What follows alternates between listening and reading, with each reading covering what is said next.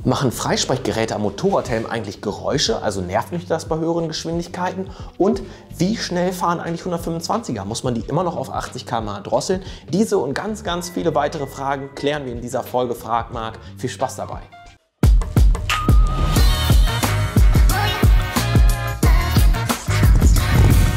Mein Name ist Marc und ich darf euch auf Helmexpress TV begrüßen. Vielen Dank fürs Einschalten.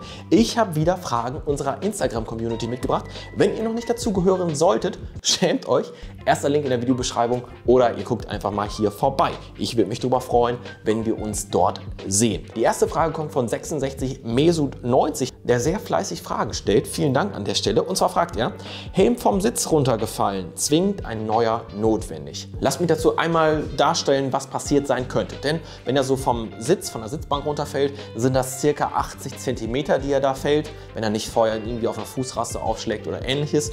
Und in diesen 80 cm kann es schon dazu kommen, dass die Außenschale Mikrorisse bekommt und auch die Polystyrolkalotte, also der Styroporkern im Helm, gedämpft wird. Das hätte zur Folge, dass er im Falle eines Unfalls nicht mehr richtig schützen würde an der Stelle. Und dabei geht es nicht um oberflächliche Beschädigung an der Außenschale im Lack, sondern da geht es wirklich um Mikrorisse, die man so mit bloßem Auge nicht sehen kann. Man müsste seinen Helm also theoretisch röntgen, was natürlich schwierig bis nicht möglich ist. Dementsprechend würde ich sicherheitshalber sagen, ja, da ist ein neuer Helm eigentlich bald Pflicht. Die nächste Frage kommt von Patrick Wildung, der fragt, passt Shoei oder Schubert jedem? Man hört ja mal, der hat einen Shoei-Kopf. Ich habe das bisher tatsächlich noch nie gehört, aber grundsätzlich sagt zum Beispiel Schubert, deren Helme hier aus der neuen Generation, der E2, der C5, den S3 habe ich hier jetzt nicht, die passen per se 95% der Leute. Und wenn du einen sehr extremen Kopf hast oder eine sehr extreme Kopfform, so heißt es offiziell bei Schubert, also sehr oval oder sehr rund, dann gibt es dort entsprechende Innenfutter, das heißt also du kannst das wechseln und damit soll theoretisch ein Schubert-Helm jedem passen. Zumindest in der Theorie, in der Praxis wird es mit Sicherheit auch Leute geben, denen er immer noch nicht passt, aber du hast schon eine sehr gute Chance, dass dir ein Schubert-Helm richtig gut passt. Ähnlich ist es bei Schubert oder andere Helme. Im Premium-Segment gibt es zum Beispiel auch von Nex, da gibt es die Möglichkeit zur Individualisierung des Innenfutters, wodurch die dann wirklich vielen Leuten auch passen. Adan-AR89 fragt, welchen Motorradhoodie bei 175 cm und 130 Kilo? Da fiel mir als erstes mal der Magna Nukoln oder Magna Quest ein. Das sind sehr geile Kevlar bzw. Aramid-Hoodies. Da sind die Bömmel arretiert, die Kapuze ist festgemacht, dass sie beim Fahren nicht rumfliegt. Die muss man also quasi so aushaken, bis man die aufsetzen kann. Die haben Reißverschlusstaschen drin, die haben eine Gürtelschlaufe, sodass es einem auch nicht hochweht. Also die sind sehr schön. Es gibt allerdings auch Modelle von Segura, die sehr nett sind. Da werden euch unsere Azubis, die dieses Video schneiden, hier was Schönes verlinken. Kannst mal vorbeischauen. Ja, und es geht weiter mit Malte PMB. Der fragt mich, gute Sportler, Supersportler A2 bis 4.000 € und relativ aktuell. Das habe ich einfach mal genau so bei Mobile eingegeben und bezahlte Werbung an der Stelle. Und dabei kam primär die KTM 390 RC rum. Also die wurde da relativ häufig angeboten. Dann kommen irgendwann die Honda CBR 500R. Allerdings sind die dann eben schon ein bisschen teurer. Und ich glaube, ich habe geschaut ab 2015. Kevin-HE1707, am gleichen Tag Geburtstag wie mein Vater im Übrigen. Shoei GTR 2 oder Schubert S3. Welcher ist bequemer und leiser? Es geht also einmal um den GTR 2 hier von Shoei, sehr cooler Helm, und hier auch eine Sonnenblende drin. Und es geht um den S3, den habe ich gerade nicht als Vorführer da, blende ich euch hier einmal ein. Den habe ich nämlich zurückgeschickt, weil ich eine Variante als Vorführer haben möchte mit Dekor. Es sind Vorführer angekommen, ich weiß nicht, ob er dabei ist, aber ihr habt ja hier gerade ein Bild. Ist der modernere Helm, muss man sagen. Bequem sind die beide, also sowohl der S3 als auch der GTR 2 sind super bequeme Helme. Wobei man sagen muss, der ist eben noch ECE 2205 homologiert, währenddessen der S3 schon die neue Helmprüfnorm hat. Aber ja, deswegen würde ich sagen, schau dir an, welcher Helm dir optisch besser gefällt, wo es vielleicht auch das bessere Dekor zu deinem Motorrad, zu deinem Outfit gibt und dann go for it. Beide super angenehm zu tragen, wirklich. Der modernere Helm, wie gesagt, wäre der S3, der ja gerade erst frisch auf den Markt gekommen ist. Max_.jpg fragt, worauf muss ich bei einer gebrauchten S1000RR achten? Wie viele Kilometer sind okay? Und da habe ich ein Experteninterview angefragt, denn ich habe einen Kumpel, der hatte schon eine Doppel-R und zwei RR, ist jetzt gerade die zweite, und er hat mir dafür ein Experteninterview fertig gemacht. Spiele ich euch ab. Hallo Marc, grüß dich.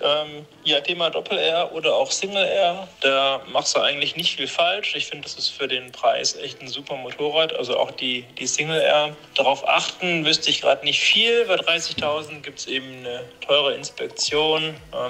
Bei 6.000 Umdrehungen rasseln manchmal die Abgasklappen, das ist ärgerlich, weil die eingeschweißt sind. Aber viel mehr wüsste ich da jetzt auch nicht. Wenn man die gebraucht kauft, sollte man darauf achten, finde ich, dass man eine nimmt mit E-Gas. Also ab 14 haben die. Und ansonsten vom Sound her sind die Euro 4 halt deutlich rotziger und knalliger. Dafür sind die Euro 3 Maschinen gerade untenrum besser im Durchzug. Also mehr Fahrspaß. Aber viel mehr machst du da auch nicht falsch. So dieses Motorrad, ich finde tatsächlich die Single eher besser mittlerweile. Das ist meine dritte jetzt. Also ich kann dem Fragesteller nur recht geben. Ist eine gute Frage und gutes Motorrad. Vielen Dank für das Experteninterview. Natürlich vielen Dank auch für die Frage. Und ich denke, besser hätte man es nicht sagen können. Ich jedenfalls nicht. Es geht weiter mit Genie.wsr. Braucht man, wenn man sich einen Helm online bestellt, verschiedene Maße vom Kopf? Nein. Du gibst einfach mal deinen Kopfumfang an, oder das brauchst du halt, um die Größe festzustellen. Einfach hier mit einem Maßband oberhalb der Ohren, fertig. Und darauf basierend kannst du dann den Helm bestellen. Marie Latschneider fragt, 70% Asphalt plus 30% Schotterstraße. Wiese, Wald fahren. Eine Supermoto oder eine Enduro besser? Ich würde sagen, die bessere Lösung ist an der Stelle eine Supermoto mit etwas gröberem Profil. Damit fährst du wahrscheinlich besser im Gelände. Denn ja, je nachdem, wie du auch auf der Straße fährst, kann das natürlich bei einer Enduro schnell sein, dass das Fahrwerk einfach dann zu weich ist, zu schwammig ist.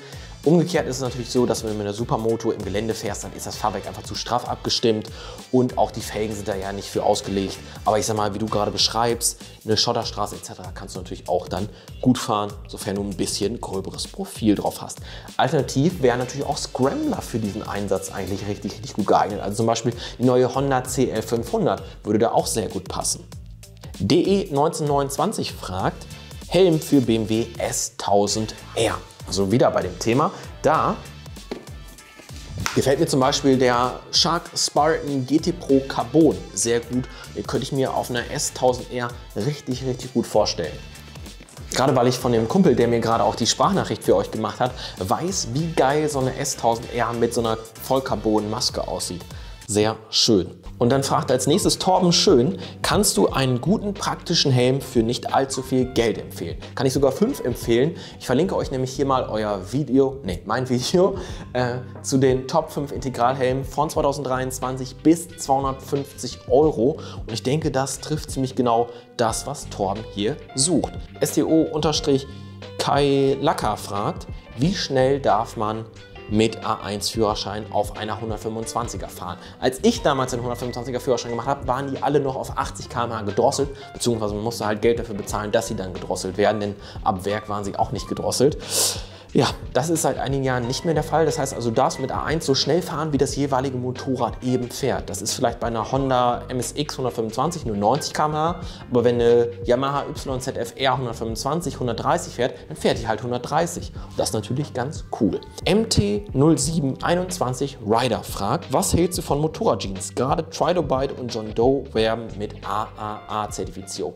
Also AAA ist so die beste Zertifizierung, die Motorradbekleidung bekommen kann, also schon richtig gut. John Doe führen wir nicht, habe ich also leider keine Erfahrung mit. Trilobite hingegen finde ich gut, finde ich auch das neue Passformkonzept sehr gut. Also sie machen auch Slim-Fit Jeans, sie machen unterschiedliche Längen, was richtig gut ist. Und was Trilobite ziemlich besonders macht, ist, dass wenn du denen eine Jeans schickst nach einem Sturz und füllst dann noch irgendwie so ein Formular aus, dann schicken die dir auch eine neue zu. Also das ist schon richtig cool. Die lernen quasi dann daraus, ja, wie können sie die noch sicherer machen und du kriegst halt eine neue Jeans. Und das ist gerade, wenn man so gestürzt ist und vielleicht auch ein paar Teile am Motorrad austauschen muss, neue Klamotten braucht und vielleicht einen neuen Helm braucht, dann ist das schon cool, wenn man zumindest für die Jeans nichts bezahlen muss. Christian Bolinis fragt, und wo ich mein Motorrad am besten kaufen sollte. Also das kannst du natürlich sowohl beim stationären Händler kaufen, das kannst du auch von privat kaufen. Wenn du von privat kaufst, dann nimm dir auf jeden Fall jemanden mit, der ein bisschen Ahnung hat, sonst kann das auch ein teurer Fehlkauf werden.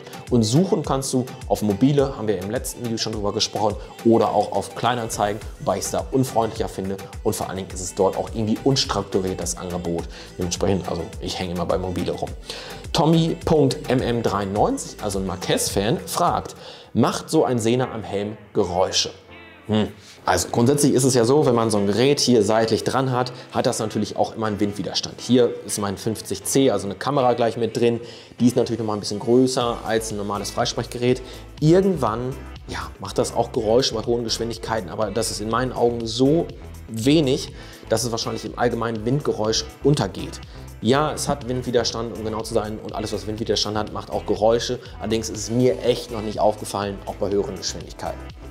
Und ich war mit diesem Setup im Übrigen auch schon auf der Autobahn. Und Luke._BL fragt, wie kann man im Motorradladen am besten testen, ob der Helm passt? Das Wichtigste dabei ist, nicht stressen lassen. Denn normalerweise ist es ja so, dann berät dich der Verkäufer, der sagt, hier die Größe, der Helm, du setzt den auf, der guckt dich schon erwartungsvoll an und passt da. Und das weißt du in dem Moment noch gar nicht, denn du musst ihn wirklich mal, mindestens 5 Minuten auflassen, denn erst dann merkt man so, könnte der irgendwo drücken und so. Ich hatte das nämlich mal zum Beispiel bei einem Icon Airframe, der passte auf Anhieb erstmal gut, dachte, ja wunderbar, und dann bist du die erste Tour gefahren und denkst schon, Alter, der drückt hinten so auf den Kopf und so, kriegst richtig Kopfschmerzen. Naja, wird sich schon setzen. Also es war 2015 oder so, wo ich den hatte. Er hat sich nicht gesetzt, weil es einfach zu doll gedrückt hat, und deswegen ist meine Empfehlung da, entweder du lässt ihn im Laden einfach länger auf, 5 bis 10 Minuten, sage ich jetzt mal, oder du bestellst ihn wirklich nach Hause, setzt dich damit aufs Sofa und merkst dann, passt oder passt nicht. Hast du den letzten Teil von Frag Marc geschaut, dann mach das hier gerne, falls noch nicht. Und hier verlinke ich dir oben noch mal ein anderes Video. Hier kannst du unseren Kanal abonnieren, falls noch nicht geschehen. Ich wünsche dir eine gute Zeit, eine gute Saison. Pass auf dich auf. Bis dahin. Ciao. Marie Latschneider.